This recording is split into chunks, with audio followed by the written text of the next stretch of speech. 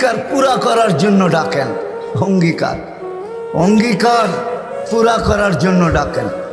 কেননা কিয়ামতের দিন, হায় হায়, আমি তো বলি, জানি না বুঝবেন কি বুঝবেন না, আমি বলি এই উম্মতকে দুনিয়াতে পাঠানেরই কথা ছিল না।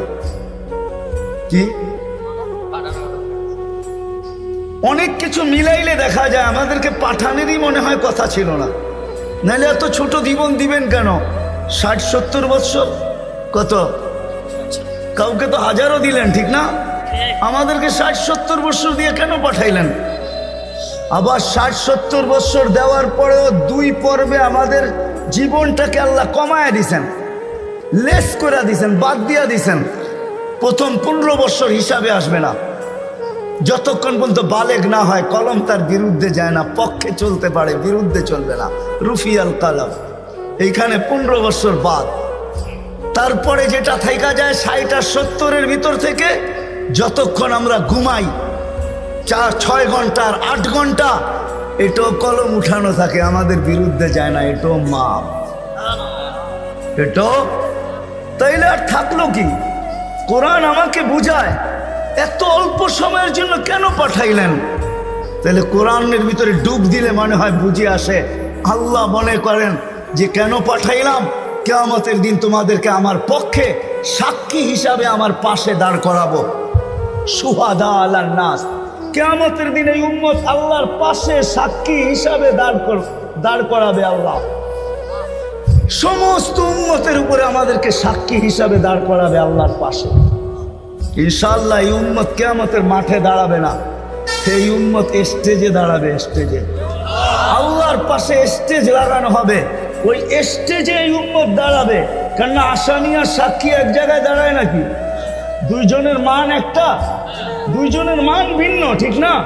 আমরা পাশে, না কোরআন বলতেছে শুহাদা আলান নাস ওয়া ইয়াকুনুর রাসূলু শাহীদান আলাইকুম ওয়া তাকুনু শুহাদা আলান নাস। আমরা সাক্ষী। আল্লাহ বলে কম সময় দিয়া কেন পাঠাইলাম জানো? কিয়ামতের দিন কেউ প্রশ্ন করতে পারে যে এরা যে সাক্ষী হিসাবে দাঁড়াইলো, এরা তো দুনিয়াই দেখে নেয়, তাইলে আবার সাক্ষী হবে তো হবে কি কইরা? ওই দিন যেন আমি বলতে পারি এদের পা উঠায়া দেখো, এরা এখনো দুনিয়ার মাটি লাগানো আছে, যদিও কম সময়ের জন্য। মনে হয় আমাদেরকে দুনিয়া পালানোর জন্য আল্লাহ পাঠাইছেন। অনেক সময় বলে না, আরে আপনার টাইম নাই, তাতে কি আসে যায়, আমার বাড়িটা পাড়ায় চলে যায়। আল্লাহ মনে হয় এই জন্য পাঠাইছেন যেন আমরা দুনিয়াটা পাড়ায় চলে যাই। অল্প সময় দিয়ে আল্লাহ পাঠাইছেন, বেশি সময় আমাদেরকে দেন নাই, শুধু নবীজির কারণে।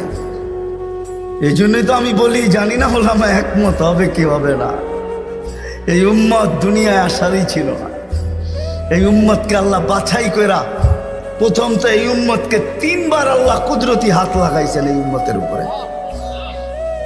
জন্ম লগ্নে একবার খলাকতু বিয়াদিহি, দ্বিতীয়বার কুদরতি হাত লাগাইছেন হুয়াজতাবাকুম, বাছাই লগ্নে দ্বিতীয়বার আমাদেরকে আল্লাহ বাছাই করছেন। বাছাই সমগ্র মানব জাতির ভিতর থেকে আমাকে উঠাইতে উঠাইতে কত কুঠি উঠানের পরে মনে হয় আমি আল্লাহর কুদরতি হাতে আসছি, আর আল্লাহ বলছে যা তোকে উম্মতে মুহাম্মদী বানাই।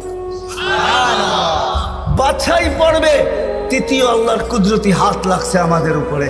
আল্লাহ আমাদের উপরে চিহ্ন লাগায় দিয়েছেন। চিহ্ন, চিহ্ন বোঝেন, যেন কিয়ামতের দিন হারায় না যায়।